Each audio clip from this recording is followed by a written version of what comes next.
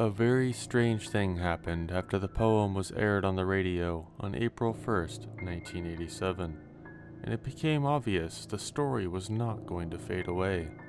The first 2 times the song was played, there was no viewer reaction or calls. Cook and O'Malley were prepared to let the failed prank die when the phone lines started lighting up. People were calling in, asking about that weird song. The listeners asked, "Who did that song on the Dogman thing?" And, "When are you going to play it again?" O'Malley took a call from an elderly man who stated that he was chilled to the bone after hearing the song because he had actually seen a similar creature years before. That was the first of many sighting reports that would pour into the station over the next few weeks. Scores of people told of stories and encounters with a creature that was very much like Cook's fabricated Dogman. Within 1 month, the legend of the Dogman became the most requested song on the air, and for a short time was added into the regular rotation of the music. Other stories began to surface and be compared to the Michigan Dogman story. A century-old and mysterious Indian legend revealed shocking similarities. A French fur trader's diary from 1804 told of an encounter with a similar creature. A letter from 1857 described a creature that stood upright like a man, yet bore the countenance of a gray wolf. A real Dogman sighting, investigated by Lake County Sheriff's Deputy Jeff Chamberlain, who was accompanied by the Department of Natural Resources Officer Ron McCarty, was picked up and reported on by Mark Marentet, a reporter for the Cadillac Evening News. Then, other news outlets picked up the story, and it was later fed down to the Associated Press newswire, and thus was picked up by newspapers all across America. It was mentioned as a strange coincidence in Paul Harvey's National News and Comments broadcast. McCarty called the TV station WTCM, stating that he and Chamberlain had openly joked about how this sighting would fit in with the 7th-year prophecy made in the song. McCarty's voice would later appear in the beginning of the 10th anniversary version of the song, The Legend 97. Suddenly, the legend soared into national prominence and became a hit song once again, only this time on a much larger scale. Requests for copies came in from all 50 states and around the world. Eventually, the master tape, never considered to be of real value, had been destroyed, and Steve Cook went into the studio again, this time with an upgraded keyboard, and recorded the song for a second time. A few changes were made to the lyrics to update the legend for summer. When it was finished, the second master recording was shipped to Southfield, Michigan for mass production. The first 500 copies arrived a week later and sold out in 12 days. The legend had quickly become hot property, with record stores and radio stations across the country calling the station requesting copies. A large record company offered to record and promote the song, and Steve Cook faced the difficult decision of whether to release the legend on a national scale, or to keep it local and manageable. Steve chose to keep it local. The music and lyrics were copyrighted by Mindstage Productions, Cook's marketing and advertising company. More and more copies of the tape, which was originally priced at $3, were sold, and in the fall of 1987, WTCM held an art contest, which allowed amateur artists the chance to submit works depicting what they thought the Dogman looked like. There were over 100 entries. Some were exceptional, but by far the most chilling and dramatic was an 11 by 17 charcoal sketch done by Brian Rosinski, who was only 23 years old at the time and never had a formal art lesson. The song was never intended to be a marketable vehicle for profit, and Cook made the decision early that any profits earned derived from its sale would be donated to charity. The first charity was the Traverse City Cherryland Humane Society, which scored $2,500 towards drilling a new water well and the remodeling of the adult dog facility, which included new floor tile and pins. In 2001, Cook was introduced to Brian Manley, founder of AC Paw, a no-kill animal rescue program that specializes in lost causes. AC Paw takes in animals that have been injured, abused, or neglected, or that have used up the maximum boarding time in traditional facilities and are about to be euthanized. They rehabilitate animals through a unique foster care network and eventually place them in a loving home.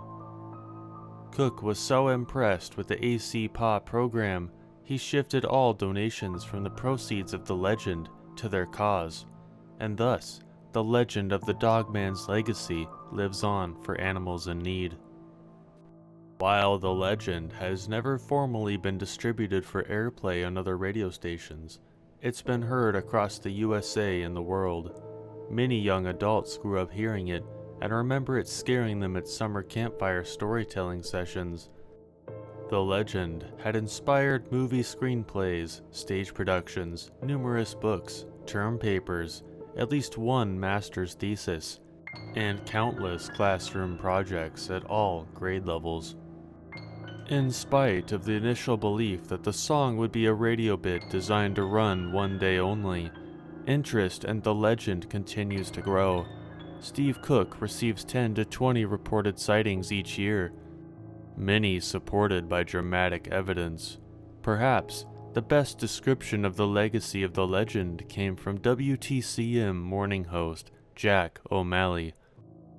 This song has been firmly woven into the fabric of northern Michigan. It is part of the culture now, part of the folklore. The legend will be here long after we are gone. The Gable Film. In an estate sale, an old film was found in a box. After viewing it, a home video of a strange attack was discovered. The film shows a young boy filming normal family stuff until a truck ride passes by a field, showing a creature of some sort. They stop the truck and film the creature until it charges to attack. The attack is caught on tape. It even shows the mouth of the animal. The mouth rules out ape and dog origin. Some people claim this is the Dogman. Encounters. Big Rapids, 1961. When I was a boy, my father was the night watchman at a manufacturing plant located in a rural area between Big Rapids and Chippewa Lake, Michigan. Our house, which, if I remember right, was a perk of the night watchman job, was across the street from a factory. The plant building was right next to a large wilderness area of state land. At that time, it was simply known as the Hay Marsh, but is now officially called the Hay Marsh State Game Area. We didn't understand it at the time, but Dad was always very skittish about letting us play outside after dark. He would sometimes talk about hearing coyotes or bears roaming around in the hay marsh when he was walking the perimeter of the building at night. One night in the summer of '61, my dad walked back to the house to sit on the porch and to have a cup of coffee and a sweet roll. He had a good view of the entire plant property. He saw some movement near a chain link fence behind the building. This was approximately 3 a.m., so he felt quite sure this person wasn't there by accident. He drew his gun and watched for a few minutes. That's when he noticed that this wasn't a person at all, but something much taller. He said it appeared to be covered in a brownish-grayish hair. It had very broad shoulders and a powerful chest. It alternated between walking on 4 legs and then standing up on 2. He said it seemed to be looking for something along the driveway. Later, he said, he couldn't quite believe what he was seeing. He quietly moved into the house and grabbed his Kodak Signet 35mm camera, which was his pride and joy. At this point, I should mention that Dad was quite a photography buff. His father owned one of the first camera stores in Ohio, and Dad got the shutter bug from Grandpa. As he stepped back onto the front porch, the creature moved slowly along the driveway, directly under the lights. He adjusted the camera shutter for a long exposure, held it as still as he could, yet shaking pretty bad, and snapped a picture. I've enclosed a print of it in this letter. Dad said a few seconds later the thing dropped back down to all fours and slowly moved into the woods. He sent a print of it to the local newspaper and sent copies to several magazines. One that I think was called Mysterion published the photo in their spring issue of 1962. Dad had a copy of the magazine for years, but it was misplaced after he passed away. I still have the negative strip that contains this image, if you would like to have someone examine it. I also still have Dad's Kodak Signet. I haven't shot any pictures with it for several years, but I'm pretty sure it still works. Sparta, 1987. One weekend, back around fall 1987, my two best friends and I were staying at my family's cabin, which is not far from the small town of Sparta, about 20 minutes north of Grand Rapids. My two friends left to have dinner while I stayed behind at the cabin. Following the dinner, the men headed back towards Sparta and the cabin. What happened next would shock and disturb them for years. It was dark, and they were on a rural road. Suddenly, both of them saw something standing by the side of the road. In the headlights of the car, it appeared to be a human-like figure covered in gray fur. As they got closer and passed the figure, both of them got a very good look at it.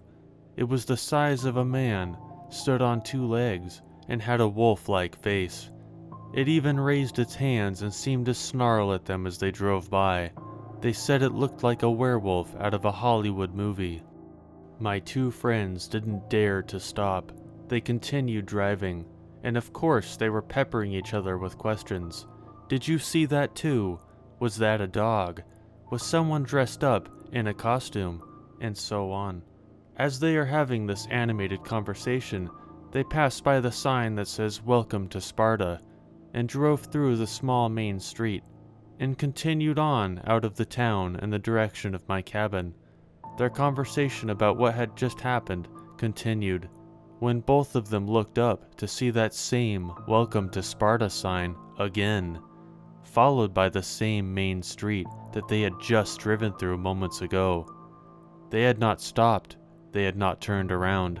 They had been traveling in the same direction on the same road, but somehow, without any noticeable interruption in their journey, they had somehow been sent backwards several miles.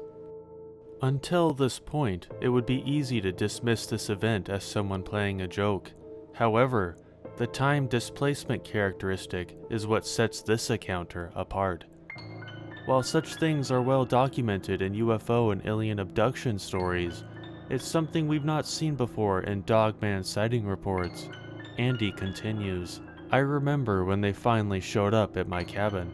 They arrived no later than when I expected them to, around 9 p.m. or so, and I remember how animated they were about their strange encounter, but I had just assumed they had seen a large dog and were telling me an embellished story in order to get a laugh.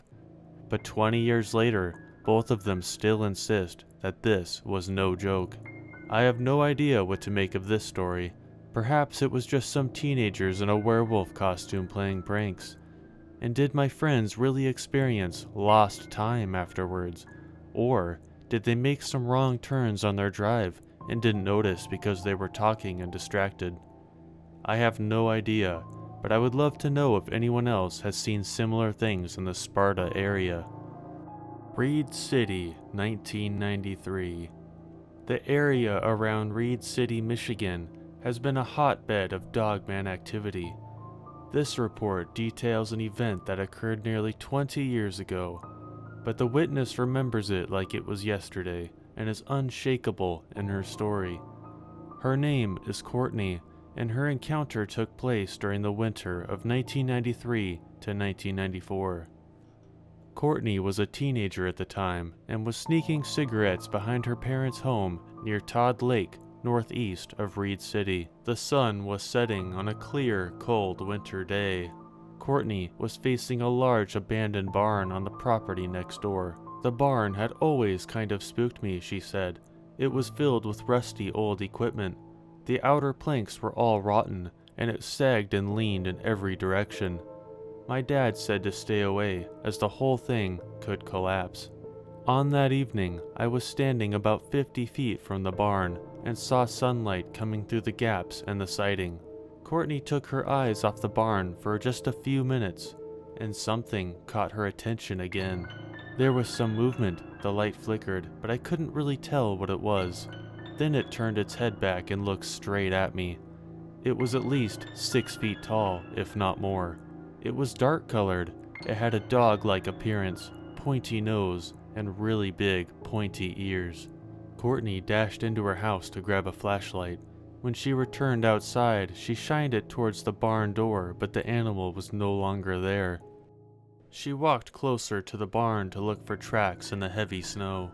When she didn't see any, she realized the creature could still be inside, and ran back to the safety of her house. She never saw the creature again. She later talked to a neighbor who had seen something, the size of a buffalo but the shape of a dog, in the same barn a few months before Courtney's encounter. The neighbor said she had been so frightened she was near hysterics for days. Her father had taken his gun and searched the barn but found nothing there. At the time of these events, neither of the girls had heard the legend song and did not know about the Michigan Dogman until years later. Watersmeet, 1994. This report comes to us from an anonymous contributor who grew up in Sheboygan County, but spent many summers camping on family property in Michigan's Upper Peninsula. This encounter took place in the area of Watersmeet, home of the famous Paulding Lights phenomenon. Oddly enough, the Paulding Lights are also known as the Dog Meadow Lights. The report continues. I was 13 and I had just gotten my new rollerblades for Christmas. Since the main road where our property was paved, I couldn't wait to ride around. I went blading by myself and stopped to rest for just a second. On this road, the woods are extremely thick, and there's not much space between the road and the woods in most parts. And I remember seeing trees pushed down on the road that my dad said was done by bears. He was an avid bear hunter. I remember not hearing any of your normal sounds of nature, not even birds. The air was still, and the sky would be pure dark in not too long. I was deciding to turn back when I heard a rustling behind me, and something emerged from the left side of the road. I assumed it was a deer and paused to make myself as quiet as possible so I could watch. I slumped down on my stomach in the middle of the road. It was about 600 feet ahead of me. When I got myself settled into the road to watch it and looked up, I realized what I was looking at was not a deer. It was on all fours with gray-brown fur. At first, I feared the worst, thinking a bear had caught my scent, until I saw its outline and color. I thought I was looking at a dog, until I realized the face was too primitive, like a fox or a coyote's. At this point in my life, I had never seen a wolf in real life, and it was too far away for me to make out the face exactly. The Michigan Department of Natural Resources has always recognized that wild wolves still roamed the Upper Peninsula, although they were thought to be very limited in numbers and only in extremely remote areas. It is conceivable this witness was seeing one of these wolves, but then again, something very strange happened. It extended its front legs, and in the slowest, longest seconds of my life, it stood up on its hind legs. It sniffed the air, walked for about 5 steps. Then, it got back down on all fours and walked to the other side of the woods. After that, it disappeared. I don't remember how long I laid in the middle of the road, staring in the empty space where I saw this thing stand like a human. I remember my jaw hanging down as low as it could, and a pool of drool on the cement under it. It finally clicked in my mind that perhaps I should start rollerblading back to the camp as quickly as I could. The witness reports that while the creature never stalked or pursued her, she slept very little during the rest of the family camping trip. She never told anyone about what she had seen, fearing she would be ridiculed. At the time of the sighting, she had never heard of the song, The Legend, and would not till 2004. She moved to Southern California in 2008 and has no interest in camping ever again. Alpena, 2001. My dad and I have a story to tell about our encounters with the Dogman. My dad's story took place in the mid-70s. There is a cemetery behind the Alpena High School and a wooded area behind that. There are many trails that run through here. In this area is a place called the Sandies, where all the young kids would go and party. My dad and two of his buddies were in a canoe in broad daylight paddling from the Sandies around the back of the cemetery. The banks of the river are 10 to 12 feet high in places, and some trails run right to the edge. The three of them saw what looked to be a big dog running behind them on the trail. They didn't pay much attention to it until they heard a splash. When they looked, it was swimming after them. It then went from a dog paddle to the chest and front legs coming out of the water, wading after them. They decided right then to not wait around and see what it was. Honestly, I thought it was BS at the time, and I'm still not sure to this day if it was something they had been smoking or drinking. Then, around 2001 to 2002, I was leading some friends through the Sandy's trails. I used to like taking people out there without a flashlight and tell them my dad's story to freak them out. The girls were freaked out before we even got to the woods, so I decided not to scare them that night. In the river are several small islands connected by a small sliver of land. At that time, there were 3 such islands chained together, and I took them through to the last one, which was planted with pines in nice even rows. I was the first one back there, about 30 seconds ahead, when one of the girls got her foot hung up on something.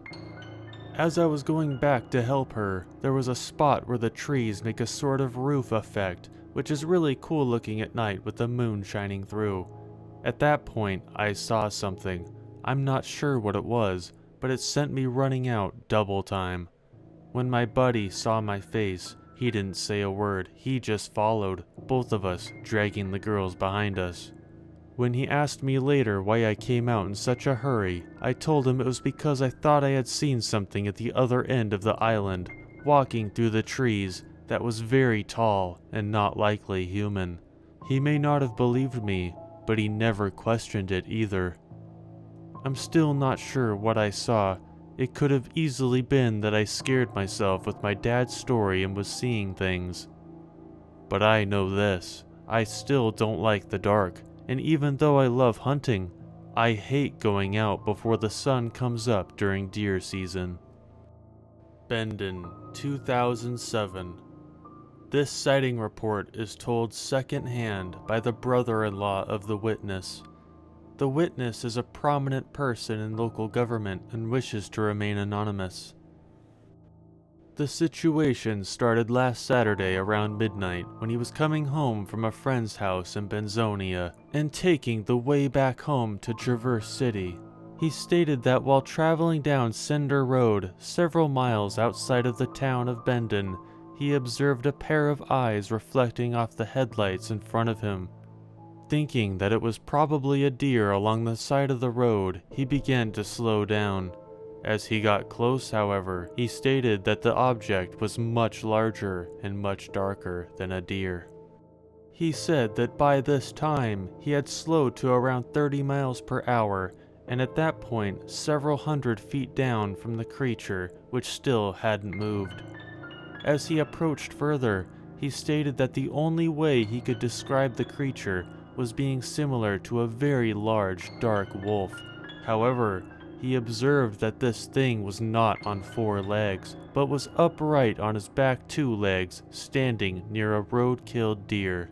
He estimated that the creature stood a little over 6 feet tall and had very dark fur. At this point, he was going slow enough to bring his truck to a stop in the road and observe the creature, which had not yet moved and was still staring at him. He told me that for a brief second he believed that the object was a giant stuffed animal, put there as a kind of joke due to the fact that he had never seen anything like this, and that he was able to drive up on it as close as he was without it having moved even an inch. He told me, however, that before he could finish that thought, the creature dropped to all 4 legs and sprinted across the road, disappearing into the woods on the other side of the roadway. He told me that he stayed frozen in his seat for a minute, wondering in the middle of the road what the hell just happened. I jokingly asked him if he had been drinking that night, and with a deadly serious face he stated, "No, whatever that was, it was for real." As perplexed as he was that night over what he had seen, he was deathly afraid to go wandering into the woods to investigate further. In using a flashlight, he observed an animal track leading into the woods on the opposite side of the road, and was fortunate enough that night to have his digital camera with him. He showed me a photograph of the paw print, which he said appeared to be about 7 or 8 inches long. He had another picture of the same paw print where he placed a shotgun shell in the middle of it for scale. He was lucky that the side of the road was so soft, because he wasn't willing to go any further than 2 or 3 steps away from the door to his truck. I inquired if the animal had made any sounds before it disappeared, and he said it did not make any noise, and were it not for the picture he would have thought that he had imagined the entire thing. I asked him if it could have been a bear, and he stated absolutely not. He bear hunts every year in the Upper Peninsula, so he obviously knows what bears look like up close. That is his story, believe it if you would like. If I didn't know him as well as I do, and hadn't seen the pictures, I would have said that he was out of his mind. I've heard the song and I know some of the stories, but I always believed it was just for entertainment value. After this happened, though, I'm looking at all of this under an entirely new light.